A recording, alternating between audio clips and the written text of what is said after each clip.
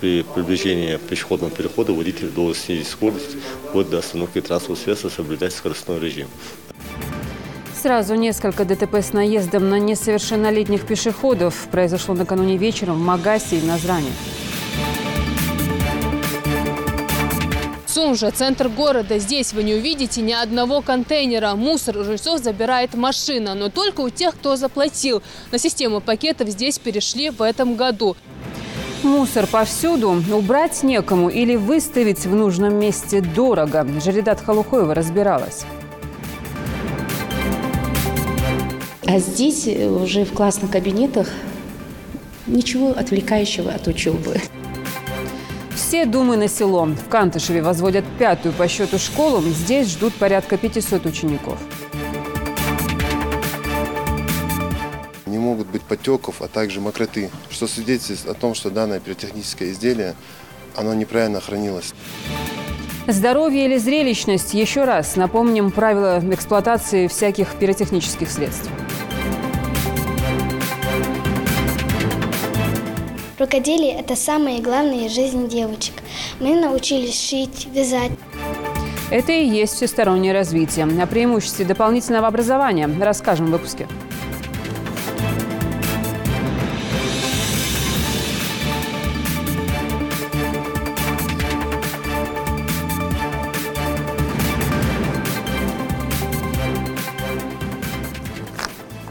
Это новости 24. Добрый вечер. Меры по повышению качества бесплатной медицинской помощи и улучшению материально-технического и лекарственного обеспечения учреждений здравоохранения субъектов СКФО обсудили на заседании Совета при полномочном представителе президента Российской Федерации в Северокавказском федеральном округе. Субъекты СКФО стабильно показывают самые высокие результаты по продолжительности жизни в стране.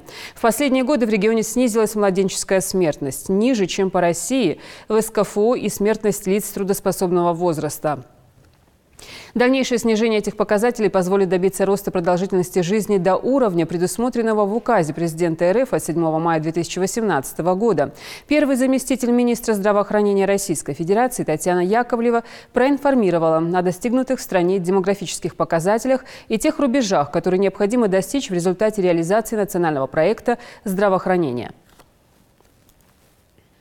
От болезни системы кровообращения Российская Федерация 584,6, а Северный Кавказ 367,9. Уже близок к европейским и международным показателям. Это тоже хороший такой показатель. Смертность от образования по России 209, у вас 115,7 по Северному Кавказу. То же самое. Что еще бы я хотела обратить внимание? Нужно посмотреть смертность от дорожно-транспортных происшествий. Вообще меня удивляет этот показатель. Он на Северном Кавказе выше, чем в Российской Федерации. Обратите, каждый глава, обратите внимание на этот показатель. Следующий, пожалуйста, слайд. Вот посмотрите, давайте посмотрим продолжительность жизни. Ожидаемая продолжительность жизни. Посмотрите, по Российской Федерации, как я и сказала, 73 года. На первом месте на сегодняшний день у нас по продолжительности жизни Ингушетия 81,59. Они уже, если мы, Владимир Владимирович ставит нам задачу к 30-му году 80+, то Ингушетия уже перешла этот рубеж. Но я хочу сказать, в Ингушетии очень много еще резерва. И выйти уже на Японию. В Японии 85. 7,6, за счет чего и идет продолжительность жизни, чтобы понимали тот, кто участвует в совещании, и вообще главы в первую очередь. Продолжительность жизни тем больше, если младенческая маленькая и трудоспособная ниже смертность. Вот за счет чего идет продолжительность жизни. И если 7,4 сегодня в Республике Ингушетии, если младенческая смертность будет меньше, продолжительность жизни еще больше будет. Координационный центр мусульман Северного Кавказа заявил о неправомерности включения шариатским судом Ингушетии в свою компетенцию вопросов, относящихся исключительно к компетенции Конституции и законодательства Российской Федерации. 15 декабря текущего года в Назране состоялось заседание шариатского суда. Главным вопросом на повестке заседания было заявлено получение дополнительной информации о ходе голосования депутатов Республики Ингушетия за ратификацию соглашения о закреплении границ между Ингушетией и Чечней. Цитата.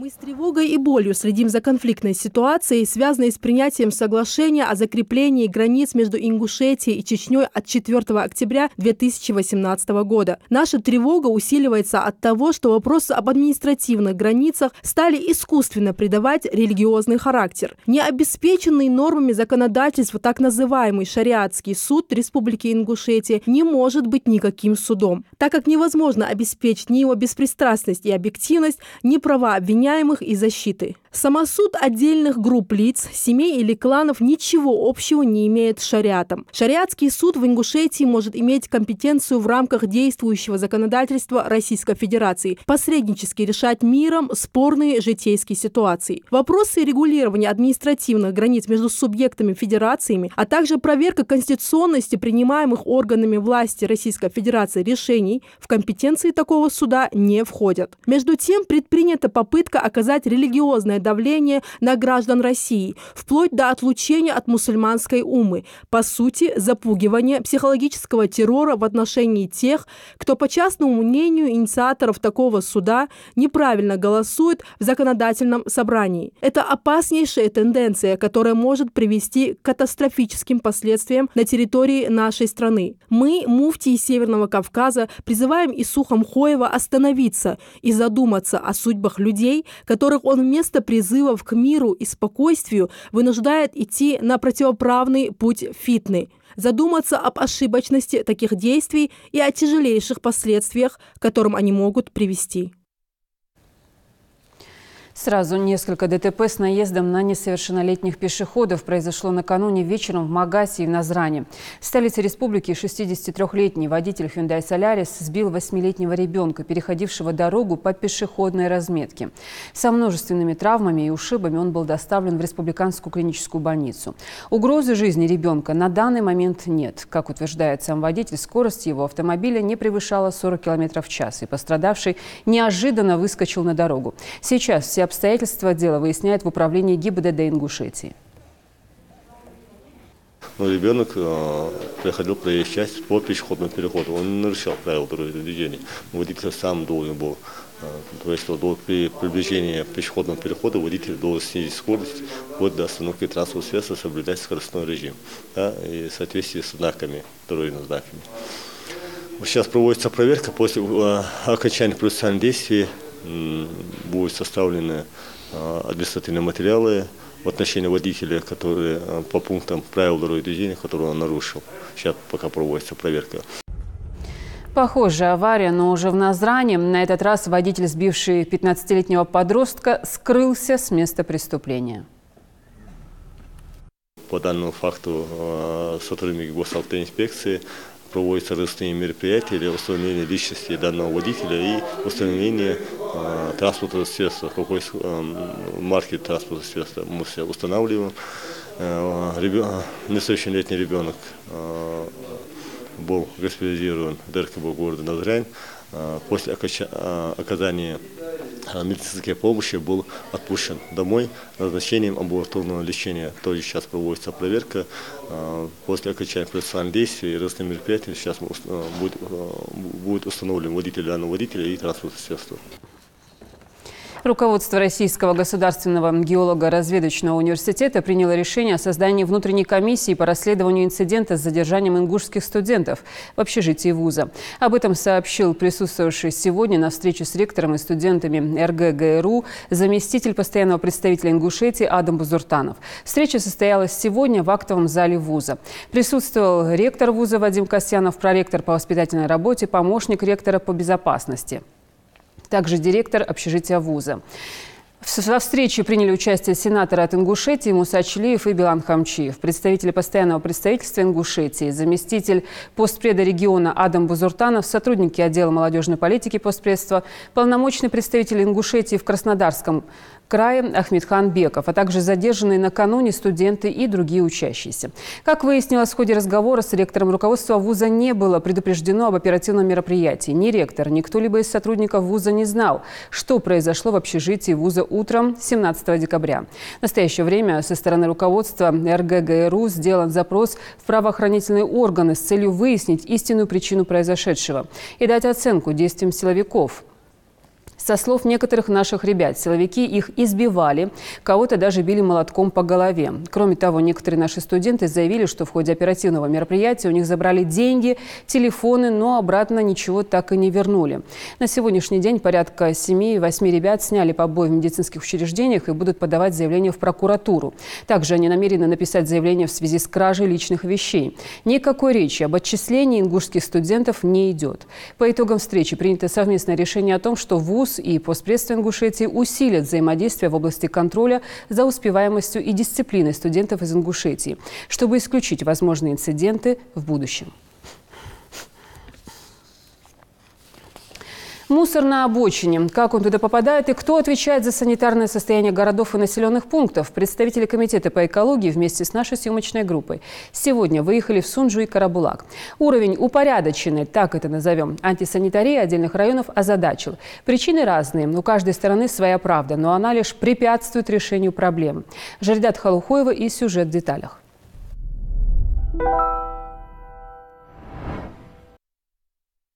Сунжа – центр города. Здесь вы не увидите ни одного контейнера. Мусор у жильцов забирает машина, но только у тех, кто заплатил. На систему пакетов здесь перешли в этом году. Казалось бы, идея благая, но на деле теперь от отходов избавляются просто. Оставляют во дворах или на обочинах дорог. До полигона, как правило, не довозят. Мусор разбросан буквально повсюду. И эта проблема с каждым брошенным пакетом приобретает все большие масштабы. Не помогают ни предупреждающие знаки, ни камеры наблюдения. Огромное количество жалоб и граждан, и приезжих людей. Почему такие картины у нас часто бывают и на центральных улицах. У нас в данный момент мы находимся перед зданием администрации города Сунжа. Это центральная улица у нас. Мусор должны были у нас увезти в воскресенье, если не ошибаюсь. Сегодня у нас уже среда. Сегодня должны опять мусор вывезти, но на сегодняшний день такая картина у нас. Впрочем, мусорят у себя под носом сами горожане. Оставлять по дороге на работу накопившиеся дома отходы стало в порядке вещей. Мусор лежит как будто так и должно быть. Пройдите по улице, центральной улице, еще дахач куча, яхач куча, масна с базари. Тянихи нах, что аутеж.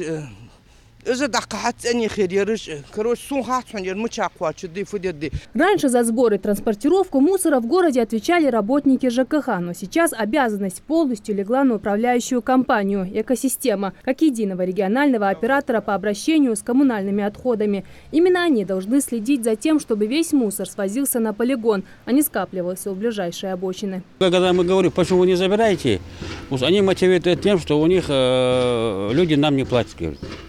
Но это же не значит, что если им не платят, там, что должны другие страдать из-за этого. Есть судебные инстанции. На это есть какие-то мероприятия надо проводить, которые необходимы для того, чтобы люди платили, правильно? Заключайте с ними договор. В соответствии с договором вы можете забрать эти денежные средства с ним. Мы и так поступали раньше. Когда мусор находился, в ЖКХ находился. Действительно ли оператор не справляется со своими обязанностями или жители не хотят платить за сбор мусора? К слову, чистое удовольствие стоит 450 рублей.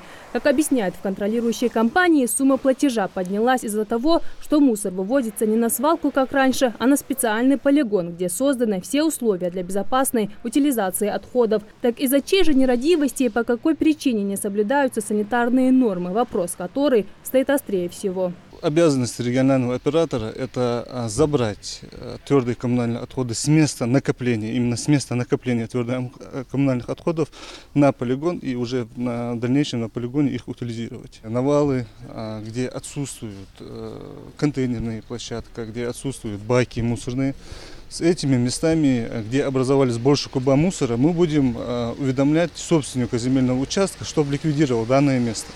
Если в случае в течение недели эти навалы не будут собственником земельного участка не устранены, мы будем эти навалы убирать сами и выставлять счет уже на собственника земельного участка. В данном случае навалы, которые вы видели, это из-за того, что отсутствуют в этих местах, эти места вообще не предназначены для накопления отходов, потому что там отсутствует, потому что там нет ни мусорных площадок, ни баков. Такая картина наблюдается не только в Сунже. Улица Карабулака также стали местом сбора отходов. Мусора здесь хоть тележками увози. Некоторые жители оставляют пакеты возле домов, но чаще всего он складируется в местах общего пользования, что совсем не придает эстетического вида. Администрация постаралась сделать все хорошо, чтобы было красиво для нас, удобно, чтобы мы походили по-чистому. Такого порядка здесь никогда не было. Только вот его навели. И как можно вот терпеть такое безобразие? Но это же просто неуважение и к людям, и к самим себе. Схема «не нашел мусорный бак, бросил» обычно заканчивается административной ответственностью. Выброшенный там, где вздумается пакет, обойдется нарушителю в кругленькую сумму, напоминают местные власти. С Министерством природных ресурсов и экологии и участковых оперуполномоченных утвержден уже план, график совместных мероприятий по выявлению тех лиц, которые выставляют незаконно, оставляют твердые бытовые отходы свои, по привлечению их к административной ответственности. В данном направлении у нас работа тоже ведется, но работа только начинает свой механизм. Я думаю, в ближайшее время данные погрешности мы сможем устранить. Также нами ведется работа по доведению информации до населения о необходимости заключения договоров с региональным оператором на вывоз твердых бытовых отходов. С 1 января мы планируем полностью ввести новую систему обращения с отходами. Мы надеемся, что вся работа с заключением договоров будет закончена и все будут действовать цивилизованно. Те, кто, естественно, откажутся заключать там договоры, откажутся работать по новой системе, в отношении этих людей, этих организаций, индивидуальных предпринимателей предусмотрены штрафные санкции. То есть для юридических лиц это минимум 100 тысяч рублей, для должностных лиц это 10 тысяч рублей, для индивидуальных предпринимателей также 10 тысяч рублей минимум, я говорю, максимум там гораздо больше. И для частных лиц это от 1000 до 2000 рублей. Если мы говорим о том, что от домовладения вывоз отходов стоит 300 рублей, раз в месяц получать штраф в 1000 рублей, это гораздо дороже выходит. Выставлять мусор в отведенных для этого контейнерах для того, чтобы его забирали специальные службы, это и есть цивилизованное обращение с твердыми и бытовыми отходами. Ну а для того, чтобы в квитанции об оплате у всех жителей республики появилась еще одна строчка «Вывоз мусора», нужно время. Но, как обещают в Министерстве экономики и местные власти, это будет самая приоритетная задача на ближайшее время. Жарадат Хулухоева, Марбек Мержоев, Магомед Даскиев, Новости 24. В Кантышеве возводят еще одну школу. Это, кстати, 5-е по счету общеобразовательное учреждение в сельском поселении. Здание рассчитано на 540 посадочных мест. Строят его по программе «Устойчивое развитие сельских поселений». Здесь предусмотрены все самые современные условия для обучения. Открытие запланировано на конец года. Репортаж Даны Плиевой. Несмотря на зимние морозы, строительство новой школы в селении Кантышево идет полным ходом. Каждый из рабочих старается на совесть. За этим тщательно следит бригадир Арсамак Кадзоев. Ведь совсем скоро здесь будут учиться не только его дети и племянники, но и другие ребятишки, которые с нетерпением ждут открытия новой школы. Не то, что даже родители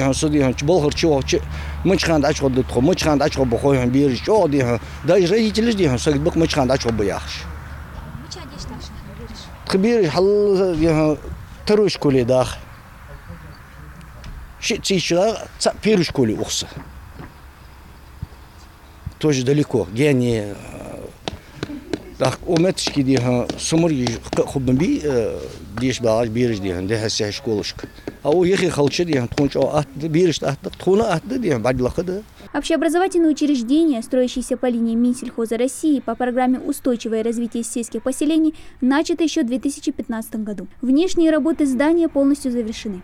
Особое внимание рабочие уделили и мерам безопасности. В школе предусмотрена противопожарная и охранная система оповещения. Сейчас основной акцент сделан на внутренние работы. Штукатурные работы завершены, стяжка пола завершена, отопление завершено.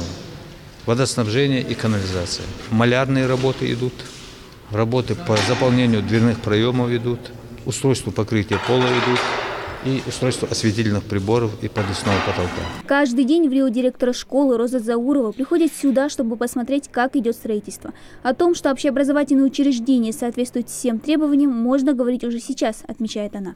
Современные учебные кабинеты, лифт, актовые спортивные залы, душевые, вестибюли, гардеробная и столовая. В спортзале уже работу завершили, почти завершили, покраска стен.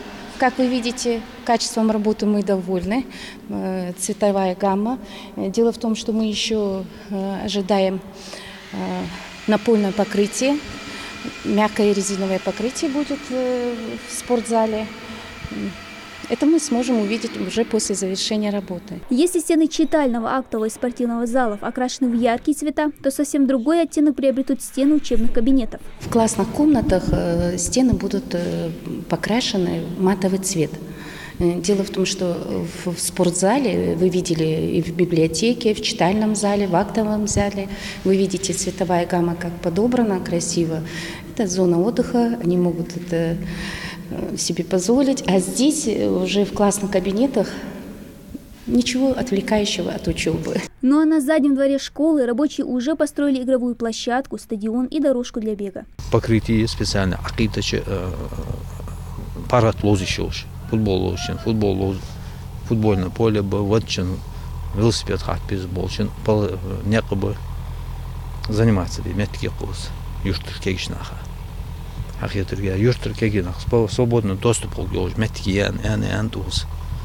Сел сам на аким шампус отберка. Эта школа на 540 посадочных мест станет пятым общеобразовательным учреждением в селе. Ее открытие поможет не только разгрузить другие школы, но обеспечит многих жителей села новыми рабочими местами. Долго ждать не придется. Уже к концу этого года вот эксплуатацию нового объекта станет долгожданным новогодним подарком. Дана Плеева, Магомед Доскиев, Новости 24. Госдума приняла в третьем заключительном чтении законопроект об отмене платы за банковские операции с выплатами для семей в связи с рождением первого ребенка. Напомню, закон о ежемесячных выплатах в связи с рождением первого ребенка вступил в силу с 1 января текущего года. Размер выплаты соответствует величине регионального прожиточного минимума на ребенка и в среднем по России равен 10 тысяч рублей. На эту выплату может рассчитывать семья, если общий доход семьи не превышает 1,5 прожиточных минимума на каждого члена семьи. Сложно представить себе Новый год без фейерверка. Однако это источник большинства новогодних травм, особенно для детей, которые так и норовят встать поближе, потрогать салют и проделать другие опасные действия. Основное правило – пиротехника детям не игрушка. Вообще. Продажа огненных потех детям до 16 лет запрещена. Покупать можно только качественную пиротехнику в сертифицированных магазинах. Вероятность того, что китайская ерунда за копейки, приобретенная у сомнительного торговца, сладка, взорвется или не сработает, куда выше. Сотрудники МЧС и Роспотребнадзора. Подробнее.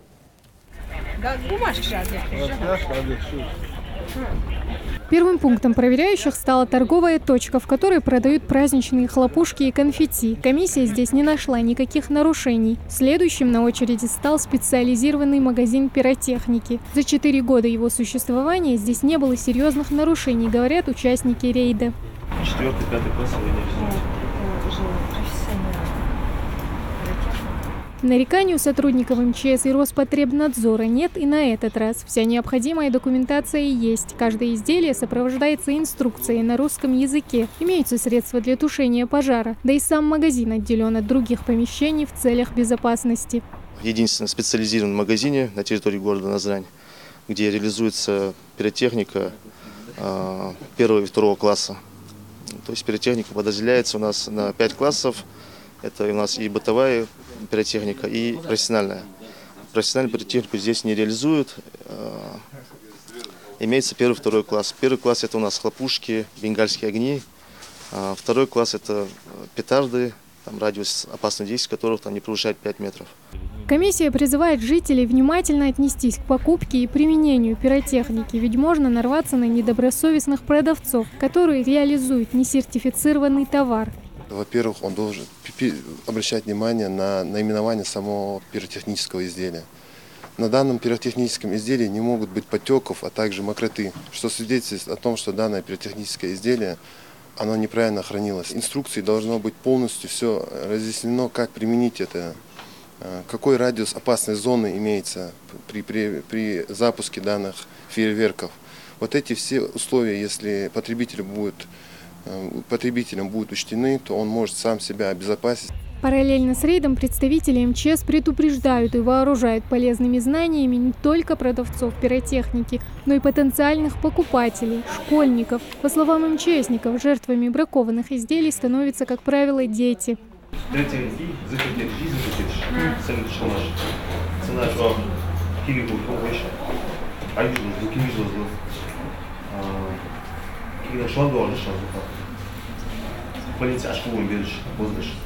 Руководство этой школы относится серьезно к здоровью и безопасности детей и регулярно проводит профилактические беседы в предпраздничные дни.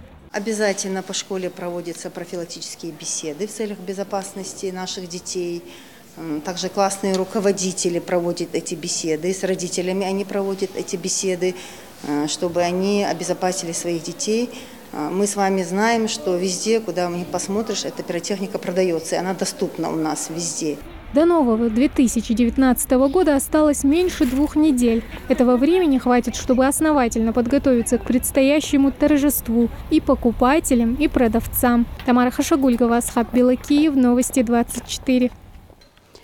Минздрав России предоставит доступ всем пациентам к электронной истории болезни к 2024 году. Только 4% медицинских организаций предоставляют своим пациентам полный доступ к электронной информации об их здоровье. Ведомство планирует увеличить до 100% число таких организаций. Также в рамках федерального проекта по информатизации здравоохранения запланировано увеличение числа граждан, воспользовавшихся услугами в личном кабинете пациента на портале госуслуг. Спорт, интеллектуальные игры и творчество. Преимущество дополнительного образования на себе ощущают ученики 3-й школы селения Кантышева. Кроме 5 основных кружков в учебном заведении функционирует и внеурочная деятельность. Дополнительные занятия в школе проходят в 2 смены. С 12 до 2 и сразу после 2-й смены в 18:00. Таким образом задействованы все желающие. Репортаж Даны Плиевой.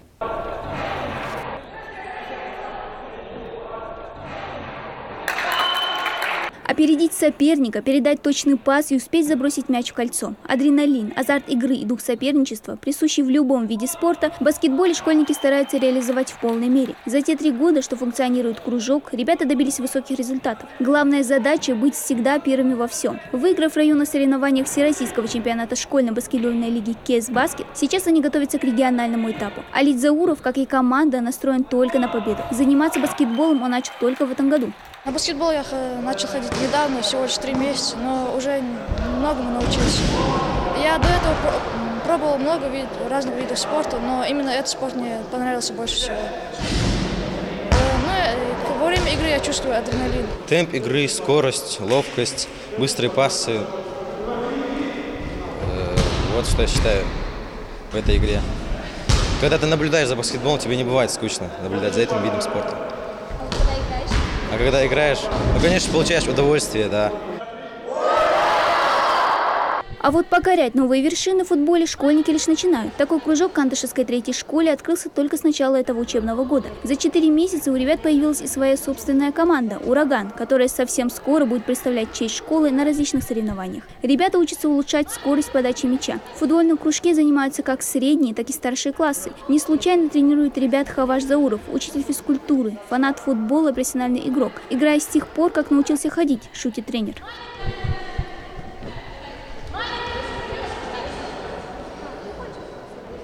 Футбол любят все, особенно мальчишки. Думаю, это и мотивирует ребят тренироваться упорнее и усерднее. Ребята хотят добиться результата, потому что мы видим на фоне таких же футболистов, как Криштиану, Роналдо, Лионель Месси. Думаю, такие футболисты мотивируют ребят. Ребята стараются быть на них похожими, занимаются. Мне нравится футбол, потому что в футболе мы тренируем и свое тело, мы тренируем свой дух, вот из-за этого, и тренируется командная игра. Если одни соревнуются в спортивных баталиях, то другие пробуют себя в интеллектуальных. В шахматах так же, как в спорте. Все зависит от правильной стратегии игры. А ход нужной фигуры знаменует победу или поражение. Правилам и стратегиям в шахматах школьников учит Джабрил Дибзиев. Наставнику 25. Он ходит в 100 лучших шахматистов СКФО, является победителем многочисленных межрегиональных и всероссийских шахматных турниров. Уже 2-й год своим опытом игры он с удовольствием делится с детьми. Сначала мы проходим теорию, потом основные моменты человечности. То есть в шахматах очень важно быть человеком. То есть некоторые хотят выиграть. Главное для некоторых это победа. То есть я стараюсь детей учить, что главное это не победа, не поражение, а главное достойно выйти из ситуации. Если проиграли, поздравить соперника, не нервничать, не паниковать. Сосредоточенность и спокойствие присущи не только в шахматах. К примеру, в кружке рукодельницы девочки долгое время трудятся над одной работой. Прикладным искусством юные мастерицы начинают заниматься с 6 класса. В художественной мастерской они учатся вязать и шить. Рукоделие – это самое главное в жизни девочек. Мы научились шить, вязать. Сперва мы научились вязать крючком, а сейчас переходим на спицы. Соединяя их, можно сделать такие изделия. Не обязательно делать цветочками, можно сделать кружками, с шестигранниками, треугольниками и так далее. Также мои девочки участвуют в олимпиадах. И в муниципальной, и в республиканской занимали первые места, победителями выходили. Были и призеры у нас. Но никогда у нас не было, чтобы не было победителей или не было призера. Математика не только главная из наук, но и не самая простая. Но кто сказал, что она не может быть увлекательной? На математическом кружке для начальных классов дети так и рвутся решить пример и пойти к доске. Наверное, потому что занятие больше напоминает увлекательную игру. Этот кружок мы включили, потому что это очень интересно для детей, развивает логику, воображение, математическую смекалку, также общечеловеческие качества, не то что образовательные, это помощь. И это не все, чем может занять себя здесь даже самый ленивый. Ведь дополнительному образованию в 3-й Кантышевской школе уделяют много внимания. Кроме 5 основных кружков, в учебном заведении функционирует и внеурочная деятельность. Это духовно-нравственная, спортивно-оздоровительная, общекультурная, общеинтеллектуальная, а также социальная. И ведутся такие занятия в рамках внеурочной деятельности, как математика плюс, грамматика, учимся писать красиво, азбука театра, сценическая речь, есть история Ингушетии, в этом году ввели. Также у нас есть ДМОХ, риторика. Каждый ребенок определяет для себя тот или иной вид неурочной деятельности, который он хочет посещать. Соответственно, это делается исключительно добровольно и учитываются желания и интересы детей.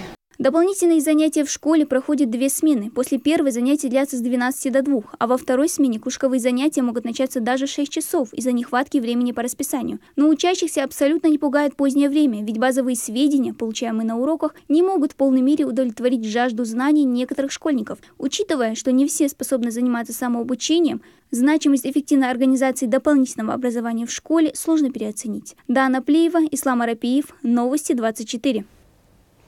Все информационные выпуски и анонсы наших программ смотрите на официальных страницах в социальных сетях Facebook, Instagram, YouTube, Twitter и ВКонтакте.